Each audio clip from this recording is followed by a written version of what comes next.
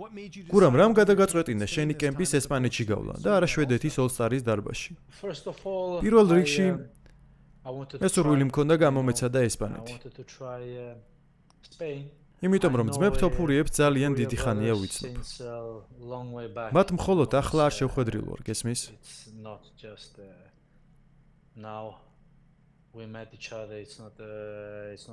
ჩვენ ურთიერთობა ახლახანს არ დაგვიწყია. ჩვენ ერთმანეთს ჯერ კიდევ UFC-ში გამოჩენამდე ვიცნობდით. უფრო მეტიც, ჩვენი დედები ერთი და იგივე ქალაქში ცხოვრობდნენ, ერთი და იგივე სკოლაში სწავლობდნენ. ბავშვობის მეგობრები იყვნენ, ეს არის და ეს. ახლა ამჟამად ესპანეთში ვიმყოფები. აქ ძალიან თბილა. შვედეთში კი პირიქით ყინავს. ასევე ბნელია. ხოლო აქ ალიკანტეში 360 დღის განმავლობაში თითქმის სულ მზეა. ასე რომ, კარგი ვარჯიში გამომდის ძმებთან. ბრძოლას ვაგრძელებთ და ვიპყრობთ ყველაფერს. მოდი ახლა ფერნანდესზე ვისაუბროთ. გეცოდინება ალბათ მისი რეკორდი 9-2-ია. რას ფიქრობ? როგორ მიესადაგება შენი სტილი მისას? ფიქრობ, სტილისტურად მისთვის ცუდი შეხვედრაა. მაგრამ ჩხუბია მაინც და მე ამ თამაშის ყველა ასპექტისთვის მზად ვიქნები. და მზად ვარ ამის დემონსტრირებისთვის. თუმცა მე მჯერა, რომ მას წინ რთული პერიოდი ელის. რა თქმა უნდა, ჩემს მოწინააღმდეგეს კავეს დიდ პატივს ვცემ. დიდებული სტრაიკერია და როგორც ვიცი, ჯიუ-ჯიტსუში შავი ქამარი აქვს და კარგი ბრძოლებიც აქვს ჩატარებული. მაგრამ ახლა ვიცი, რომ ჩემი დროა. დროა წინ წავიდე და ტოპ 15-ში შევიდე. დარწმუნებული ვარ, რომ ყველაფერი სწრაფად დასრულდება. სულ მალე მიხილავ ტოპებში და ქამარზეც მალე ვიჩხუბებ. ვიცი, რომ შენ დარწმუნებული ხარ შენს გამარჯვებაში, მაგრამ მაინც აუცილებლად უნდა გკითხო. რას ფიქრობ 22 მარტს შენი ჩხუბი როგორ წარიმართება? როგორც უკვე გითხარი, ჯეიმს, მე მზად ვარ. ასეთი მომზადებული აქამდე არ ყოფილ ვარ.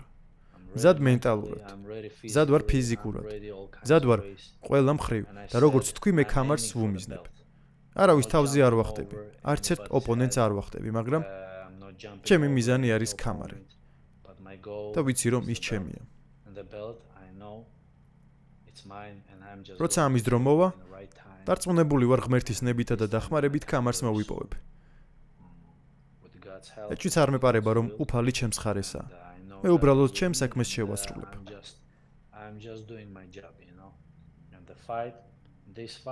ეს ჩხუბი თუ მიწაზე გადავა, დარწმუნებული ვარ, რომ სულ მალე დავასრულებ.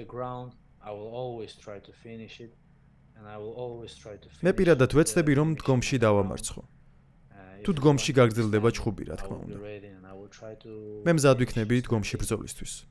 თუ 3 რაუნდი გასტანს, 3-ვე რაუნდს ავიღებ სრული დომინაციით. სულ ესაა. როგორც უკვე ვთქვი, მე ყველაფრისთვის მზად ვარ. როგორც უკვე ვიცით, ილია თოფურიამ ქვემსუბუქი წონა დატოვა და ახლა მსუბუქ წონაში ასპარეზობს. დარწმუნებული ვარ, თქვენ ამაზე ისაუბრებთ. ისიც ვიცი, რომ ერთმანეთს არასდროს ეჩხუბებით. ისაუბრეთ თუ არა ამაზე, მით უმეტეს ახლა, როცა ორივე ერთ დივიზიონში ხართ. დიახ, მგონი მას ახლა სულ სხვა მისწრაფებები აქვს. მისი მიზანიც ქამრის მოპოვებაა. ამჟამად ქამარი მის დივიზიონში. ისლამს უჭირავს. მაგრამ მე როგორც ვიცი, ის ილიას შემდეგი მისწრაფებაა. უფრო სწორად მსხვერპლია. მოკლედ, მისი სამიზნეა. სწორედ ამას ვისმენ მე, როცა ილიასა და ისლამს შორის ჩხუბი შეიძლება ივლისში ჩაინიშნოს. დიდი ჩხუბი უნდა იყოს არა იმის გათვალისწინებით, თუ როგორი პოპულარულები არიან ორივე. ორი საუკეთესო მებრძოლი, ორივე კარიერულ ზენიტში არიან. დიდებული ბრძოლა უნდა იყოს, არა? მე ვფიქრობ, საუკეთესო იქნება. თუ ერთ-ერთი საუკეთესო არა UFC-ს ისტორიაში. ყველაფერს დრო გვაჩვენებს.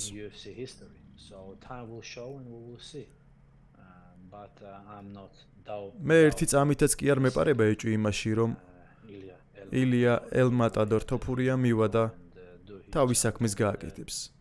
მეორე ქამარს მოიპოვებს. უფრო სწორედ ბოდიში, მესამე ქამარს. ხო, ნამდვილად, ის სუპერსუბუქი წონის ჩემპიონი იყო Cage Warriors-ში, ხომ? ხო, მაგრამ ნუ დაივიწყებთ BMF-ის ქამარს. მართალი ხარ, ბოდიში სწორი შენიშვნა. ჩვენ ასევე არ გვისაუბრია, როდესაც მერაბ დვალიშვილმა უმარ ნურმაგომედოვი დაამარცხა. როგორი შთამბეჭდავი იყო. ხალხის უმეტესობა ფიქრობდა, რომ მერაბი ვერ გაუმკლავდებოდა უმარს. თუმცა ყველაფერი პირიქით მოხდა და მან ის დაამარცხა. ამ ამბავზე გამახსენდა, მე და ალექსანდრე თოფურია აეროპორტში ვიყავით და ავსტრალიაში მივფრინავდით. ღამე იყო და იცი მაგ ბრძოლას აეროპორტში თითქმის ფრენის დროს ვუყურეთ.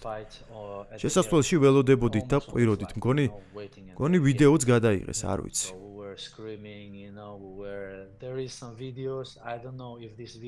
თუ ეს ვიდეო ოდესმე გასაჯაროვდება, ძალიან სასაცილო იყო, მაგრამ რა თქმა უნდა, მერაბი ჩემი ძმა. მას და მის მიღწევებს მე ძალიან დიდ პატივს ვცემ.